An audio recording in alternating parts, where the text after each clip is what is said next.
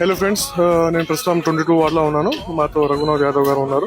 రఘునాథ్ యాదవ్ గారు చెప్పండి, మీ ప్రజలకి ఏం అందుబాటు చేస్తారు?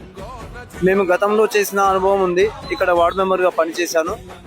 ఈ టీఆర్ఎస్ ప్రభుత్వం ఉన్నప్పుడు ఇక్కడ సిసి రోడ్లు కానీ, వీధి లైట్లు కానీ, తర్వాత గ్రామానికి సంబంధించిన ప్రజలకు అందుబాటులో ఉండి అన్ని పనులు కూడా చేయించినాము.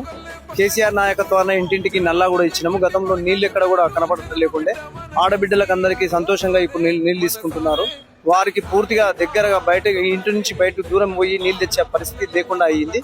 కనుక ఖచ్చితంగా మేము అభివృద్ధి చేశాము, మళ్ళీ కూడా అభివృద్ధి చేస్తాం. కనుక కేసీఆర్ నాయకత్వాన్ని మేము పనిచేస్తున్నాం కనుక ఖచ్చితంగా బీఆర్ఎస్కి ఓటేసి మమ్మల్ని భారీ మెజార్టీతో గెలిపించుకోవాలని కోరుతున్నాం. కారు గుర్తుకు ఓటేసి మమ్మల్ని భారీ మెజార్టీతో గెలిపించాలని కోరుతున్నాం. आज मैं एंजॉय कॉलोनी में हूँ. हमारे साथ हैं अण्णा. बोलिए. అందరికీ 9వ వార్డు నియోజకవర్గులందరికీ ధన్యవాదాలు. నా పేరు చేగూరి వేణుగోపాల్. నేను 9వ వార్డు అభ్యర్థిగా పోటీ చేస్తున్నాను. మీరందరూ నాకు ఓటేయాలని ప్రార్థిస్తూ ఓటేయాలి. మీరందరూ అత్యధిక మెజార్టీలను గెలిపించగలని మనవి చేస్తున్నాను. జై తెలంగాణ, జై కేసీఆర్. మాతో మలేష్ గారు ఉన్నారు. మలేష్ గారు చెప్పండి, ప్రజలకి ఏం సేవ చేస్తారో. ఈరోజు నా పేరు కొండా మల్లేష్.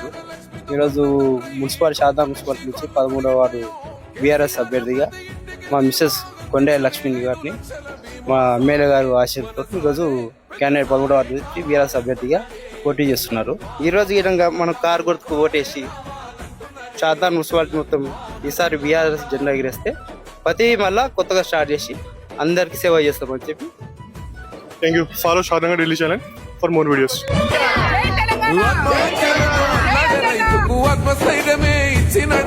రైతు బంధు రైతు